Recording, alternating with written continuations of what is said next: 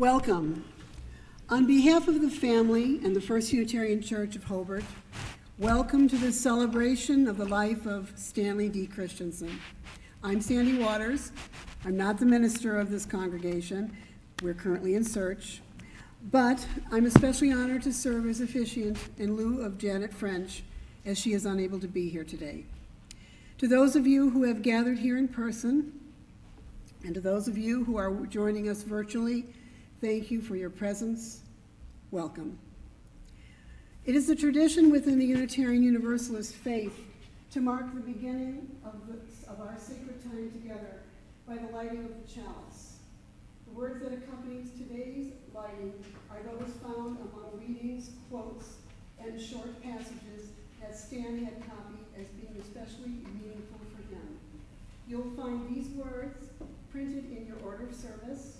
I invite you to join me in reciting these words in unison as I light our chalice.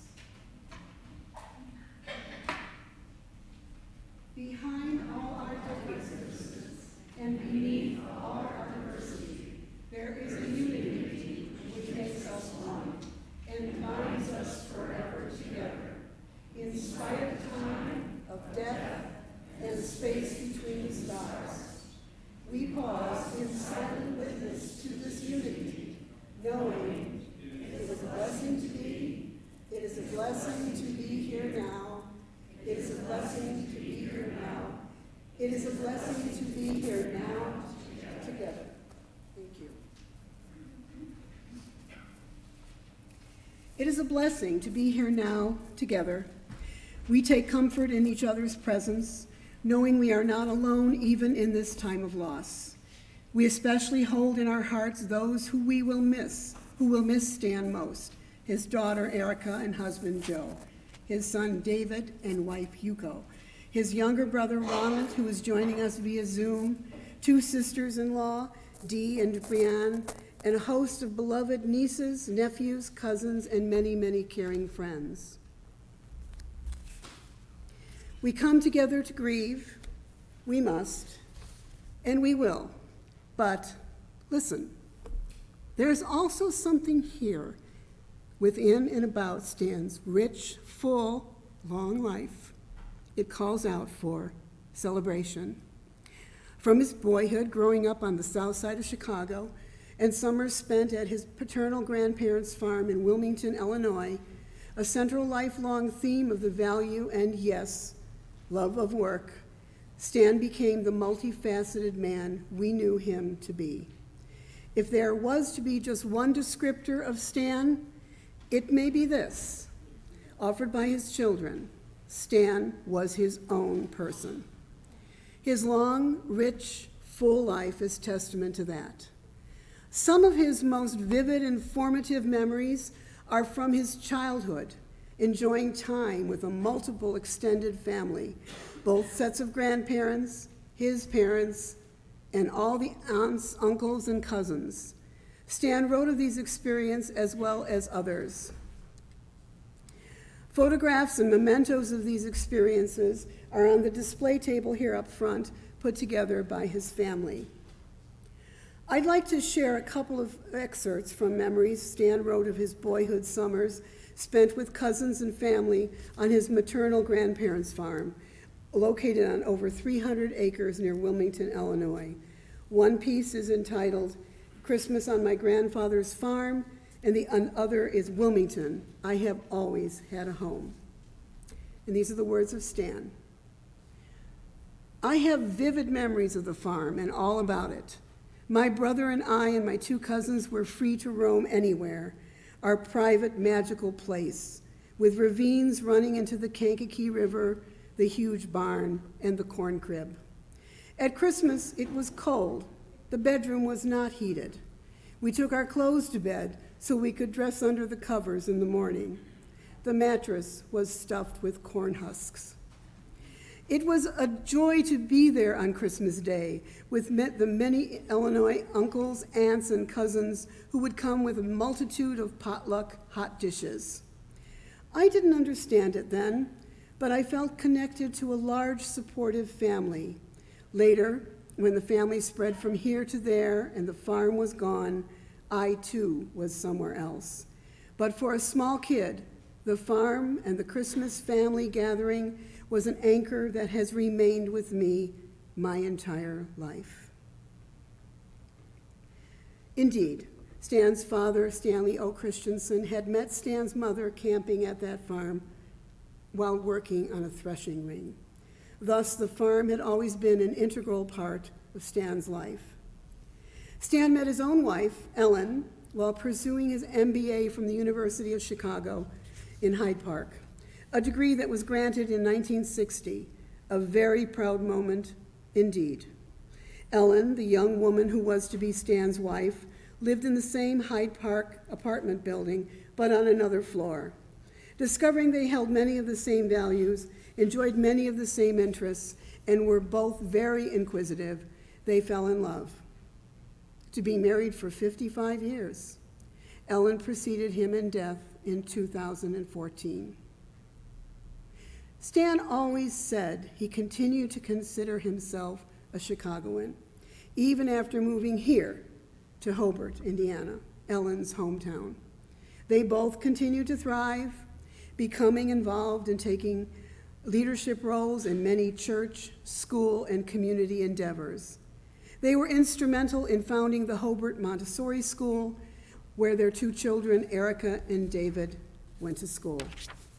Both children recall family dinner table conversations with lively discussions over every topic imaginable. Both parents encouraged these discussions. Ellen, a librarian with a knack for finding things out, had also at one time sold encyclopedias. She made sure the family always had a new set. The kids remember it being common during these family dinner discussions for someone to jump up and run over to check the encyclopedia, just in case clarification was needed or a dispute needed settling. These are tales of two dinner tables, one as a child at his maternal grandparents' beloved farm in Wilmington, the other at home with his own family, wife Ellen, and two children, Erica and David. From their own years growing up, David and Erica recall a favorite family hymn, one that Stan would sing to them as a lullaby at bedtime. It's moving to think of Stan singing this to his young children as we prepare to sing now number 16, "'Tis a Gift to Be Simple," which you will find in the gray hymnals in front of your seats. You may remain seated.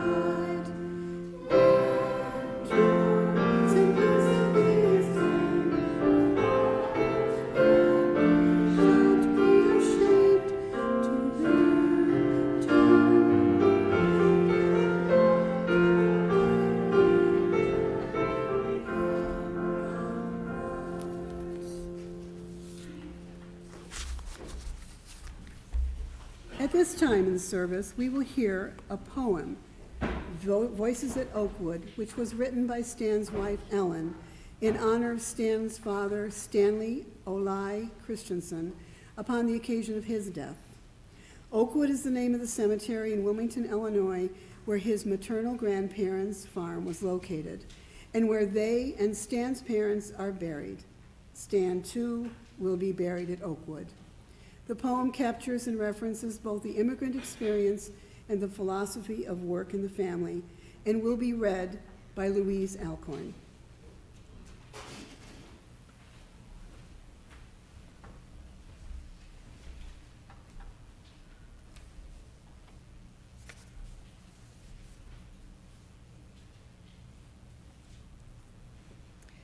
Here we paused, beside the river under the towering oaks.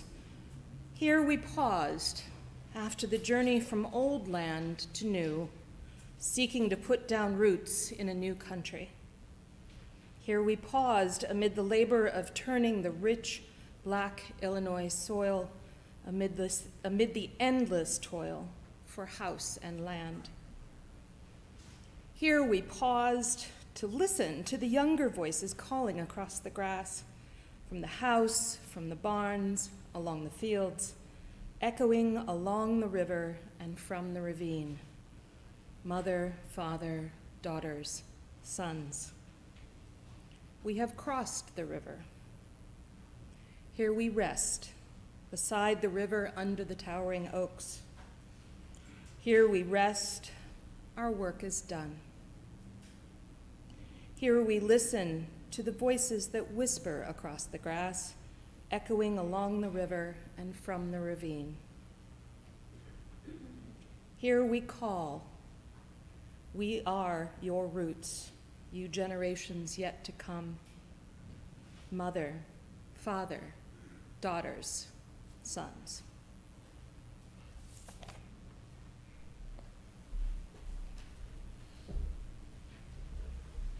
Thank you, Louise. What a beautiful, striking poem that Ellen wrote. The voices of the past, roots, calling to those yet to come, with another constant throughout Stan's and his family's life woven within, the importance of hard work. Stan began work between ages 12 and 13 in his paternal grandfather's South Side butter and egg business on Drexel Boulevard. He notes that these were the days before grocery stores, when the Armours and the Swifts lived there. Stan's father also went into the business with Stan working as a route driver when he was old enough to drive, during and for a year after graduating from high school. Stan wrote that he graduated from the University of Illinois at Urbana, spent 2 years on active duty in the Army stationed in Berlin. He then utilized the GI Bill to attend the University of Chicago, first in sociology and then in the Graduate School of Business. If you've read Stan's obituary, you know his commitment to working hard, to both earn a living and live up to his potential. He worked at Price Waterhouse, Mielgos Dexter, then later served as Vice President of Finance for the Duchossois Thrall Group, Chamberlain Manufacturing Company, and was director at Publishers Equipment Corporation before finally retiring as vice chairman and CEO of Thrall Enterprises. His lifelong work ethic never wavered, as demonstrated throughout his career, but it was not restricted to the concerns of business and advancement only. It was also evident in his active participation and commitment and love for serving the community in multiple diverse endeavors. Here are some. He served as trustee and former chair of the board of Midwestern University, chairman of the board of the governors of the University of Chicago's International House. He was a past president of the Hobart Plan Commission and on the board of the Calumet Region Montessori School. He was active with the Community Theater Guild in Valparaiso, where he served as trustee and treasurer, directed several plays, and worked backstage on many more. We'll hear from one of his dear friends, theater friends, later in the service. He began attending the First Unitarian Church in Hyde Park, Chicago, in 1957, and later the First Unitarian Church of Hobart and Sauk Trail Fellowship, serving in many lay leadership capacities, including Director of Religious Education. Another quote Stan had copied was by Sophia Lyon-Vaz, considered the grandmother of liberal religious education, who defined religious education as, quote, an experience which provides an atmosphere in which we can awaken and respond to that natural curiosity about the meaning and purpose of life, close quotes. This was Stan's much appreciated approach that so many were fortunate, and I'm one of them, to experience. Stan also served as a church board member and treasurer, and on the board of the Meadville Lombard Theological School, which is a Unitarian Universalist school. Stan had a great voice and loved to sing in the church choir and elsewhere. Every year he cultivated a huge vegetable garden, some of that produce being peddled around the neighborhood by Erica as a child. He participated in and supported his wife Ellen's work in the Hobart Historical Society and kept up with the national and world news until nearly the end of his life. At the assisted living facility where Stan spent his last couple of years, Erica brought him coffee and a newspaper every day, pre-COVID, and again as visitation resumed.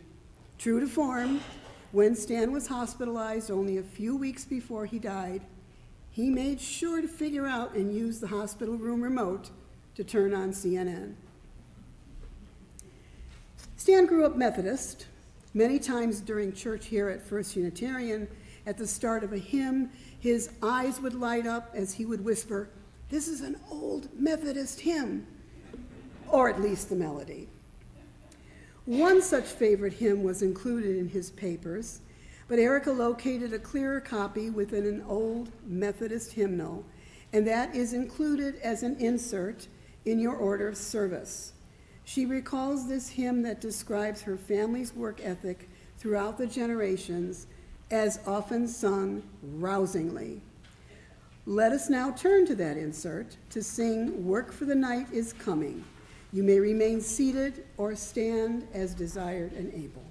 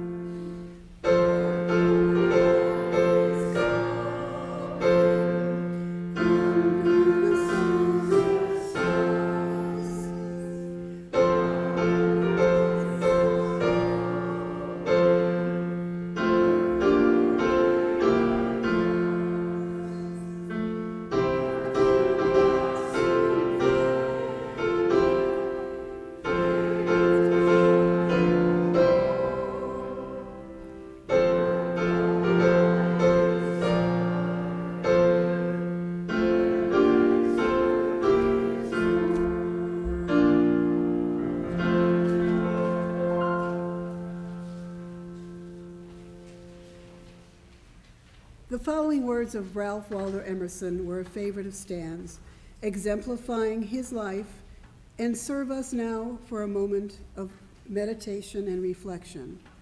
I will read the words and then we will have a brief meditation.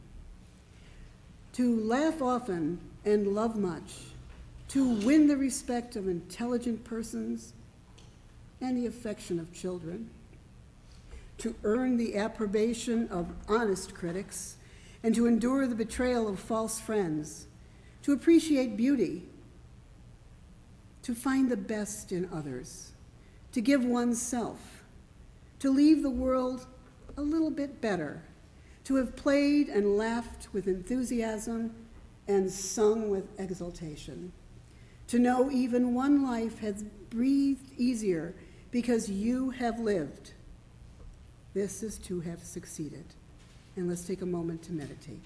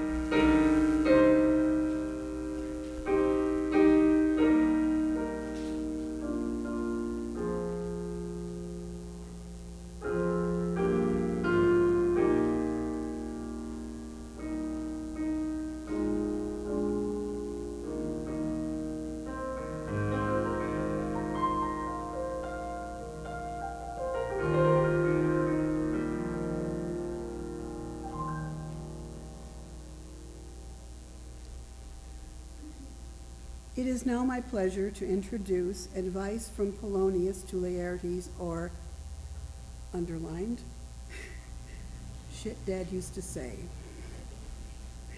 I invite you to please note the esteemed authors of the text listed in your order of service. All of these authors wrote plays that Stan worked on. The piece was put together and arranged by Erica and David and will be read by family friend and member of Valparaiso's Community Theater Guild, David Pera. Hi, before I go off, I just wanted to say that it was our privilege to stand with one of our dearest friends. What a magnificent person he was. Our association grew from, actually, now it's the Chicago Street Theater, but I'll forgive that. Stan was a valuable and wonderful member of the Chicago Street Theater. His contributions were immense in many different ways, financially, more importantly, artistically. What a wonderful part of the theater he was, will never be forgotten.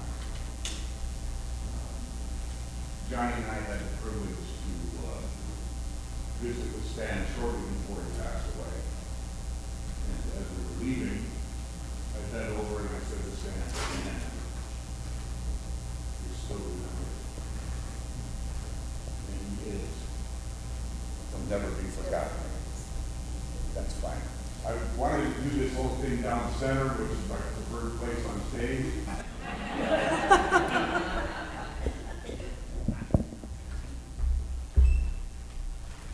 And I wanted to thank David and Erica for the honor of including me in this.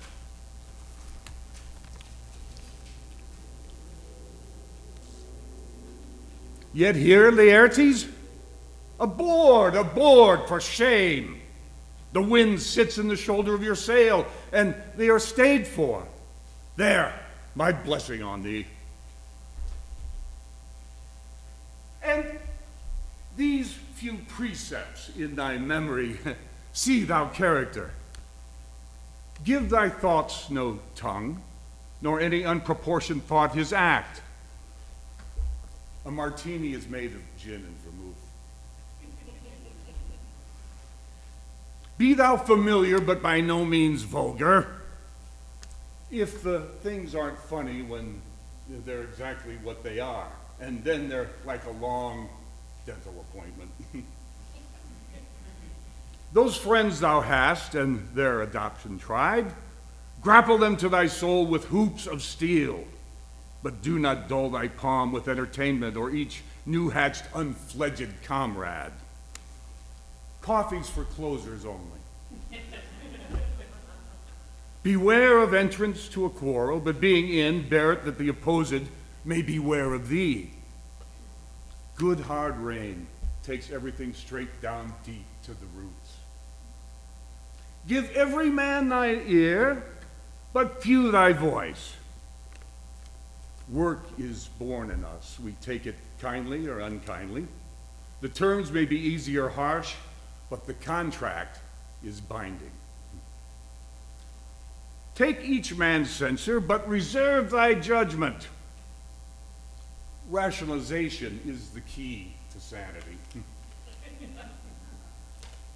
Costly thy habit as thy purse can buy, but not expressed in fancy. Rich, not gaudy. Don't wear the same suit to Peoria as you would wear to meet your banker. Neither a borrower nor a lender be, for a loan loses both itself and friend, and borrowing dulls the edge of husbandry. In God we trust, all others pay cash. This above all, to thine own self be true, and it follows as the night to day, thou canst not then be false to any man. March to the beat of your own drum. Farewell, my blessing season this in thee.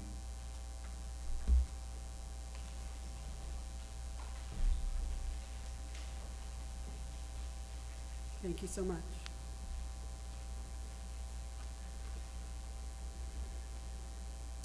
We'll sing another favorite of Stan's. It's number 118 in the gray hymnal, This Little Light of Mine. And again, please feel free to remain seated or stand and move as desired and able.